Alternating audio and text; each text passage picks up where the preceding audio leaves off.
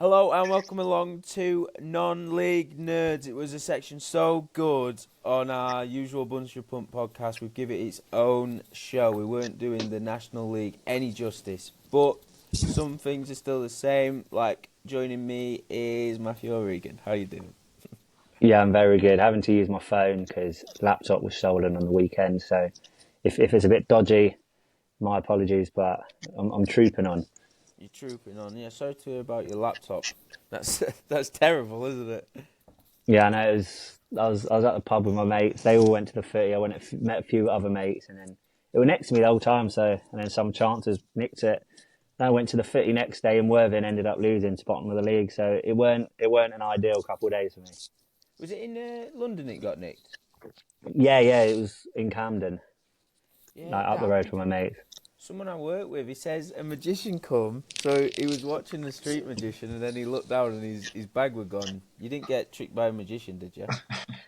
Nah, we had some fella asking for like change and that, and I was chatting with him and everything. I was like, I'm so sorry I don't have any change. He was like, oh, what about cash point over there? I was like, no, I don't have my card on me and all this. Because I genuinely didn't have my card on me. I had no way of getting him anything other than Apple Pay. And then was just chatting with him for 5 minutes and then didn't think to check. And then when I left, gone. You just did, you? Anyway, on a lighter note, Scotty Redfearn's back. He brought us, you might remember him bringing us a 13-2 winner on his debut. How are you doing? I'm good, thank you. I'm good. Yeah. So close to the bet builder. Should have just kept it as the double, the 22s. A little bit too greedy, but yeah, got to be happy with the start. Yeah, you got greedy, didn't you? That was your issue. Very greedy. But if you would have said to me, you said it on the show, if both of these score, I can't see them not winning. Yeah. And it made so much sense when I listened to it. But Yeah, they scored a couple of good goals, didn't they? Ebbsfleet, yeah, a free kick, a long range strike. So just one of them things. one of them things coming up on today's show, it's strictly National League today. I'm just looking. Matthew's got 25 to 1, 40 to 1, 33 to 1, 37 to 1, sorry, and a 500 to 1 outright. And Scotty, you've got, where is it? There it is, 25 to 1, 10 to 1, 10 to 1, 3 to 1. So loads and loads of big prices coming up. Let's get into it. Where are you taking us first?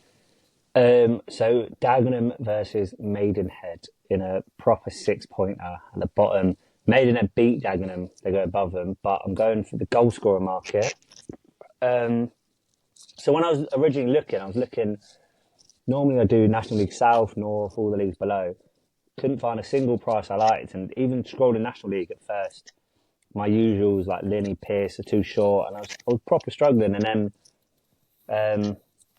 I went on StatSub because they've added National League now, so it's filtered at XG. So I just genuinely looked at the XG list, sort of lazy tipping, but I've managed to find some good value. And when I filtered it, number one for XG in the league is Sean Mikowski for Maidenhead. He's accumulated the most XG in the league according to StatSub. He's already got 10 goals this season, and he's the sort of player He sort of bandied about his careers, different teams, was poor at Southend, Forest Green he won the best at, but seems to have found a home at Maidenhead. He's got 10 goals this season. He's a player, his pace is absolutely frightening. And he failed to score in his first 7 goals for Maidenhead, and now he's got 10 in 27. He's good scoring away from home. He's already scored at Gateshead, Oldham and York. So it's a game where I expect Dagenham to have more possession. So with his pace in behind, counter-attack football suits him. So I think this game suits him perfectly. And I think with a guy who's got 1 in 3 roughly, bit more than 1 in 3 actually. I think this is a really great price. So him to score at 5, and I'm having half a point because I'm greedy at 41s. I love it. Yeah, you mentioned StatSub just then, and this is how easy it is to use. While you've just been running this through the bet, I've had a look for the stats that you were talking about. All you do is go all leagues, England, National League, player stats, and you can rank the players by XG. And I can't think of another site that you can get non-league player XG data for free. I that's don't what think they exist. that's what I mean. We said with sponsorship, we're going to keep banging the drum about it. We said we wouldn't sell out. We wouldn't just go for any sort of thing. This is a site that we use and it's brilliant. So we're happy to be sponsored by them. So yeah, it's genuinely that easy. And even if you don't have as much National League knowledge, this site is just it does wonders for you. Yeah, any idiot could come on and use this and pick out some bets from the National League. That's genuinely basically what I've done for my goal scorer picks. I genuinely sat on the sofa looking like this is the worst slate I've ever seen. Let's just go on StatsHub, and then being lazy and just picked out some big bets from there. No, that does look a cracking price. And what a cracking tool. National League player XG data. What a treat. Oh, for free as well. StatsHub.com. Scotty, where are you taking us next? Going to Forest Green, early kickoff. But I'll just quickly mention StatsHub as well. What I like about StatsHub is, and just going back to like the Ryan Jones pick of late, if you go onto the teams, I don't know because I'm not looking at it right now, but there is a section where it shows you what position they've been playing. So for someone, even if you don't really follow the National League that much in detail, when it's the international break, you can go on there and have a look for them little gems. So it would show someone like Ryan Jones, left wing back, left wing, left wing, left wing, but then it would show him centre forward, cam, and you can have a look just to see where players are playing and then compare the prices. So you would see James Henry just blank, blank, blank, blank because he was injured. So it is just another good tool just to quickly go through, and you can do that per team, and it just shows you like the latest games where players have played. So I just wanted to mention that as well. Right, so Forest Green just had an absolute shocker against Fylde, 3-0. Cotterill's already come out, sort of playing it down, saying they weren't too bad. You know, what possession have we had? They were rubbish. I think he's just trying to calm down the fans. I think it's the first time this season they've really started to turn on him. They've seen Barnet virtually win the league now, and it's just getting a bit. They've hit a bit of an awkward patch of late. Very tough league to get out of, as we know, in terms of the playoffs. So I think he is just trying to calm things down. But he's going to have to make changes. And I'm actually backing a player who has, I don't even know if he's ever scored, being honest, because he is another left back or left wing back. It's Brandon Fleming, who is a Hull player. Spent quite a bit of time out on loan at other clubs. Was at Doncaster first part of the season. Long story short, Doncaster had a couple of injuries, then players are back. He's gone back to Hull. He's out of contract at the end of the season. He's not going to get a new deal at Hull, so he's gone out to play football. He's not playing left back for Forest Green. They've got Jamie Robson there. I'm pretty sure he's played every single game this season at left back. Unbelievable player, Robson. Yeah. So he's not going in to take his spot. He's not taking his in. He has actually played left wing in times he has played. He has started a couple of games at left wing. I actually think the changes they're going to make, he has to come in. So they're not going to drop McAllister. They're not going to drop May. Sercombe's got injured, so I don't know if he is playing. If he is fit, they're not going to drop Sercombe, Innes, them sort of players, McCann. He's only got certain players he can drop in. So I do think Garrick will come out, and it's either Knowles or Fleming who will go into that left wing. If it's the 4-2-3-1, it's like an Arsenal-Liverpool sort of formation. It is a winger. So you're getting 10-1 for any-time goal scorer. So if he starts and he's on that left wing, home to Solihull, who I hate at the minute, they're going to cost me money. Since Andy Wings left, I think they've won one game, home to Ebbsfleet, and even then Ebbsfleet had 10 men. So I'm just looking at this. I think they're going to bounce back. They need to bounce back. He has to make changes. He's limited at what changes he can make. The last time they lost to Braintree, 2-0 a few games ago, he made these similar sort of changes. You know, he can put Caldwell up front and take Quigley out or Doige out. he's a little bit limited. So if Fleming is playing and he's on that left wing, 10's anytime goal scorer, that's what I'm going with. Massive. Yeah. I'm just, again, the stats of, I'm looking at the website. According to the site, 3 starts, left mid or left wing, 2 shots and an XG of 0.14, but 10's about a player starting left wing is an absolutely cracking find. I can't believe it. Where to next, Matthew? I just love how Scott started with the player. I'm backing a player to score that's never scored. It's always a good sign. It means you can find some. It does mean you can find some gems, which is what the show's all about, really. So I've gone. Sorry, I did check that as soon as you said that. According to FB Ref, he's never scored, but he's got 5 assists. There we go. He'll score. He'll score this weekend. So there's one game I've got quite a few bets in. So I'll just rattle these ones off. I've gone Tamworth versus Eastleigh. You must be getting bored of Tamworth every week, and I just love them. It's probably a bit of nostalgia. Final year of uni, the girls have moved out. Just me and the 2 boys I live with. We turned the front room into sort of just one screen for footy, one for movies, one we had our house FM save with Tamworth. So sort of it's nostalgia with Tamworth, but they are living up to it. So the first bet I've got is Tamworth win and both teams to score at 4.5 at home to Eastleigh. As you know, I'm all aboard the Tamworth train. They're charging towards the playoffs at the moment. They were on the beach, but I've been saying for weeks the handbrake is off, nothing to play for, but they can sneak into the playoffs, and they've been going for it. And lo and behold, I think they're 4 points off the playoffs now. So Rochdale and that stuttering, and this is a game Eastleigh have to come and attack Tamworth because Eastleigh are only 1 point off. So it's real. Whoever wins this has got a serious chance of sneaking in. So 15 out of 19 Tamworth home games have seen both teams score, most in the league, including the last 5. Eastleigh have seen both teams score in 24 out of 39 games total, which is the 3rd most in the league behind Tamworth and Aldershot. And yeah, I think the way Tamworth are playing, they're looking unstoppable. So winning both teams score at 4.5. This play sort of contradicts the one, but I've gone Tyree Shade to score at 5.5 for Eastleigh and half a point on the brace at 41s. He's had the best goal scoring season of his career, 12 goals already. He's naturally a winger, but he is playing up front for Eastleigh at the moment. They're playing a 5-3-2 next to McCullum. And he seems to be taking the goal scoring brunt at the moment, even though McCullum has been brilliant in the past. He's been a bit off the ball recently. So, yeah, Shade's been doing it. He's struggled a bit out in the EFL, Walsall and Swindon, but last year at Solihull, they loved him. Brilliant player.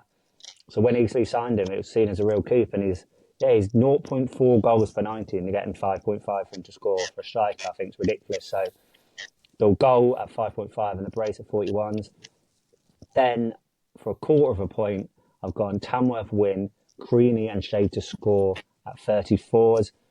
Creaney has scored in his last 5, including the brace against Ebbsfleet, 16 goals total. I've already said the Shade and Tamworth reasoning. So yeah, I've got that 34s. And then the outright, 500 to 1. I looked at it and I was like, I like this price. And Jimmy sort of pressured me into tipping it. So I'm having quarter of a point on it. Tamworth to be promoted at 500 to 1. Sounds stupid. It sounds ludicrous. But as I said, there's always a team that sneak in. They're 4 points off. They've got quite a nice run of fixtures to go. And obviously, if you ask me, do I think Tamworth can beat York away or Forest Green away in the playoffs? The answer would be no. But 500 to 1, obviously if they get in the playoffs, it'll be way, way, way shorter. And I just think it's if they get 10 or so points from the next 4, this price will be a lot shorter. So I'm caught the point on Tamworth promotion at 500 to 1. Right, so think of this like you're explaining this to a child, but it's top 7 playoffs, isn't it? Yeah. And they're 3 points off Rochdale in 7th at the minute, but they've got like 20 goal swing goal difference wise, so it's basically 4 points.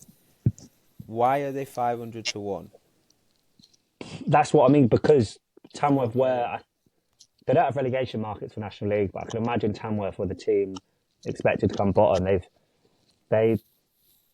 they got promoted through the Southern Central against odds. No one expected it. National League North, they beat Scunny to the title. No one expected that. And everyone expected them to struggle this year. And it's just Andy Peake's in charge and a brilliant job. It's a very tight-knit group. And I think that's to their favour. And if they get in the playoffs, big expectations on Oldham if they make it. Big expectations on Forest Green. Big on York. Tamworth have no expectations. They can go to Forest Green, set up to frustrate and win set pieces. It's just, 500 to 1 for that. It's sort of like the QPR player that failed miserably a few weeks ago for promoted. It's just one of them, just purely price play. No, it's not. It's over. It's 500 to 1. I just think the way they're playing, they'll have momentum going into the playoffs. The teams around them, Forest Green are stuttering.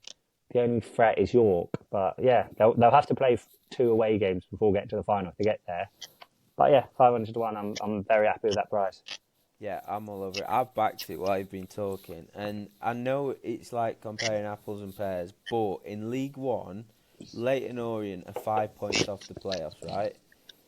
They are generally 25 to 1 to be promoted. Obviously it's one less game and 2 legs, but like I said, it still doesn't make sense to me, this prize. Too big. Yep, love it. And I'm so glad you've told everyone about it. Where are we going to next, Guy? Gonna look at Barnet. But again, just on the outrights, I always think, like, you've mentioned the QPR one, when the team is bottom half, maybe bottom 6 earlier on in the season, there always seems to be a lag in pricing. It's the same when a team's dropping down, I think. If you've got a team like Gillingham, for example, who are higher up and then start to drop, it's like they do miss something out. And I think that's one of the things with Tamworth as well, because they've come up. I don't know if it's to do with money being backed or, like you've said, obviously small club. There's just always something what they tend to miss, I think. I just think they tend to miss it. Just wanted to mention it. So with Barnet, going for another goal scorer, 10 to 1. Going basically along the angle that you covered last week, Matt, in terms of Gateshead, another loss. So 5 losses on the bounce, haven't won in 7 league games. And they're poor at set pieces. Did concede a goal from a header against Tamworth. And I think the only major difference between, I'm going to say, this bet and the one where you put with Hayden Hollis is it's Barnet. They're at home. I think they might just create more. They've won 1-0 the last 3 games running, but when they played the last 4 at home, Barnet, the amount of shots and chances they've created is unreal. I think they've had 25 shots, I think it was, against Dagenham, or 24, 19 or 20 against Yeovil. So we're going to see shots, we're going to see chances. There should be shots, there should be saves, there should be corners, there should be free kicks. So I'm going to say Barnet's main aerial threat currently to be 10s is just too big. You've got Miles Kenlock, who, again, he must have played 37, 38 games this season. I'm pretty sure he hasn't scored. But when you've got someone like Clinge, who scored 8 goals last year, 3 goals in, 19 starts this year, has scored 2 goals in 1 game against Southend. Both were headers. He had 3 headers in that game. 10s is just that. He's the centre-half who I'd want to back this weekend in the National League. And the fact that you're getting 10s when there's a lot shorter than him for some of his teammates who haven't even scored, I just think 10s is worth a go. Yeah, because I was on Hollis last week as well with Gateshead's set piece issues. I'm sort of piggybacking here, and I'm having a point on this as well. So it's a 2-point play total. So in the money if it wins, certainly. I'm sticking with the same game. Lost my notes now. Where the flip have I gone? I've gone Ryan Glover to score, and that's 4.33, and I've had half a point on the brace at 26s. Glover's a player I've liked for a while. When he was at Aldershot, he was a very exciting player. Obviously, Stokes and Tallard sort of outshone him in the media, but Glover was a player I've always liked, and he's shining at Barnet. He plays on the wing. They play a 4-4-2, I think Barnet do, just very attacking. They got Ndovlu and who else up front? Callum Stead, I think maybe. I can't remember who they put up front. Lost it now, but yeah, they're a very attacking team, and Glover I just think is one of the best players in the league. He's got 8 goals this season, averaging 0.21 XG per 90, and as Scott said, the Penn Gateshead side have lost 5 in a row, and there's a lot of players considerably shorter than Glover in the goal scoring market. I think Barnet are 1.45 to win, so to get one of their top goal scorers at 4.33 to score, I think is lovely. And obviously, being greedy, I've had half a point on the Braves at 26s. That is the spirit, I think. Be greedy. Yep. I think we've got 1 pick each left. Yeah, but I just wanted to ask, you said, Scott, that Collins is 10s, Yep. but his centre-back partners who haven't scored. What price did you say they were? I think you were 92, Kenlock. That was Kenlock. What? Yeah. Yeah, that's a brilliant price, Collins. Yeah, he's 92. 92. And I'm pretty sure, I'm pretty sure he hasn't scored a league goal this season. And he plays every game. Yeah. I'll have a quick look on the old stats hub. I can't remember. That's his centre-back partner, and he's 92. They play, if they play 3 at the back, there's Greenwood, Tavares, Alumo. Joe Rye can play there as well, yeah. Yeah. Well, I miss him. It just feels like this could be one of them games where it's like they're at home, he's due a goal, they're playing a physically weak side who are out of form. And just 10s. I'd just have it a lot shorter for that one. No. It sounds weird to say that about a centre half, doesn't it? But you know what? No, yeah. And if you said that part, there's 92. That's crackers. Yeah. So what did you say? You got 1 pick left each. Yeah. Shall I do mine first? Because mine's National League and then Scott's league below. So, absolutely. I've gone Aldershot win at 4.5. I've mentioned off air how Aldershot are just a team. I'm not the biggest fan of them as a club because I like going to Woking games. A lot of my mates got Woking and they're rivals. But in terms of betting, I like them. Last season, obviously, we were practically betting on them every week with Josh Stokes, and I'd have them win and both teams score quite a lot. They were ropey this year, looking in a real relegation battle. A lot of fans turning on Widgeington. He had a pop back. But yeah, it's just they're very harmonious now, and a lot of credit's got Jamie Hedges, the head of recruitment, about 21, I think, or something silly, and he's just built their team is just so exciting, brilliant. They've got Barrett, Henry, Jones, as you mentioned. I just really like Aldershot, and they're in a similar position. Tamworth, they've battling relegation was safe, won a few games, and realised, hang about, we're in for a chance here. We're near the playoffs, and I think Aldershot can set up and play in the same way Tamworth have, and I think that'll suit them. They're so over the last 10 games, Barnet have won 9 and drew 1, 28 points. They're the only team that have taken more than Aldershot in the last 10 games. Aldershot have taken 20 points, and like I said, their position Tamworth are. Players aren't out of the realms of possibility. It'll be hard, but if they keep winning, Rochdale. Again, this is a team in the playoffs. Rochdale, Gateshead keep losing, Altrincham keep losing. Who knows? Aldershot could sneak in, and Rochdale have lost the last 2 home games, got picked apart by York 4-0, and they lost 3-2 at home to Boston. And a few fans aren't happy with McNulty, and the pressure is really, really on Rochdale. And I think Aldershot are one of the best teams to watch in the league in terms of I just really like the way they play quick attacking football, and I can see Aldershot picking them apart. Rochdale has to go for the win, and it's one of them I can see.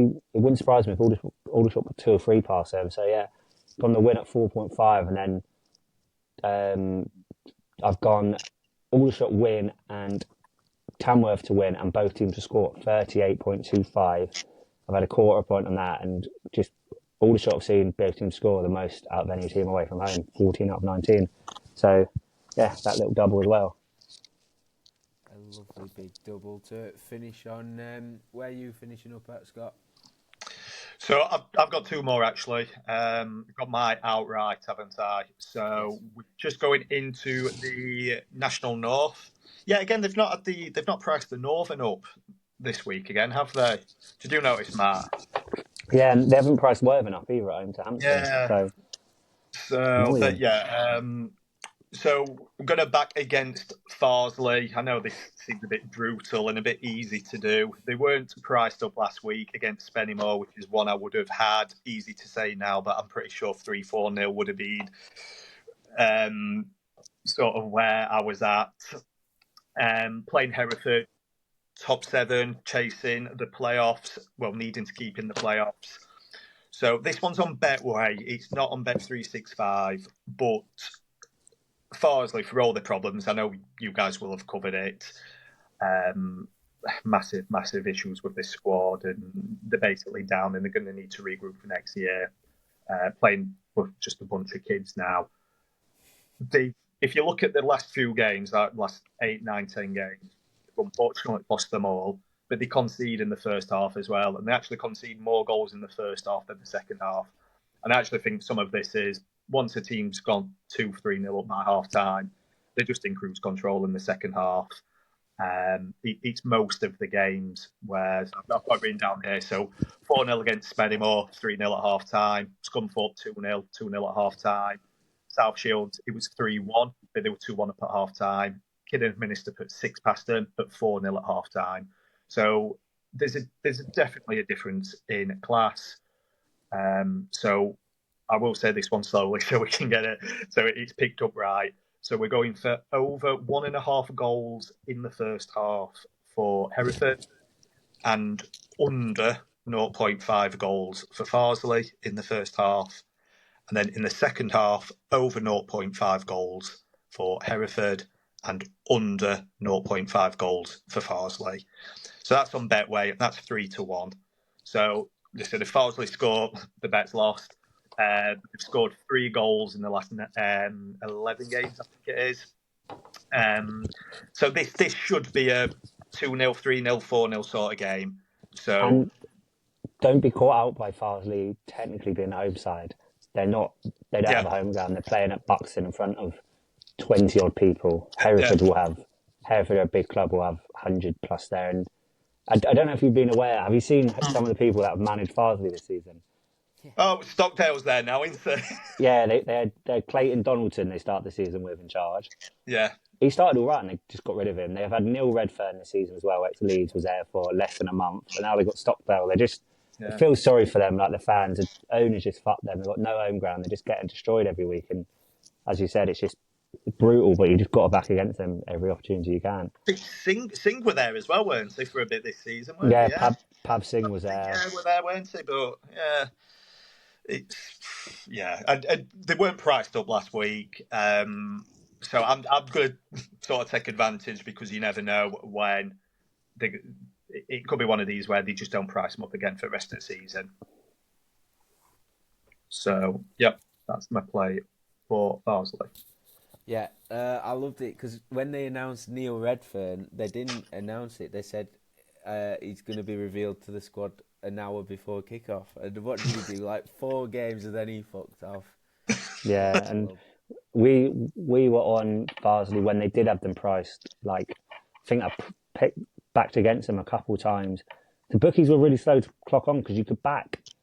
I remember, I can't remember who it was against, but I backed the team playing them at home to score 3 or more goals, and it was 2-3 to 1, yeah. And they've clocked on now, but the issues have got even worse since then. So yeah, just got to keep backing against them, unfortunately, for their fans. Well, I think they're about 16-1 on together. If you're backing a Hereford win, 16-1 on. So if you can try and take that sort of first half trend on, at least you can get a backable price, I'll say. 3-1's not bad, I don't think. I don't think Farsley will score. So we just need a couple of goals in the first half for Hereford and then 1 in the second. Should be all right. Yeah. With the league so tight, I think Hereford will want to get they need to goal difference, yeah.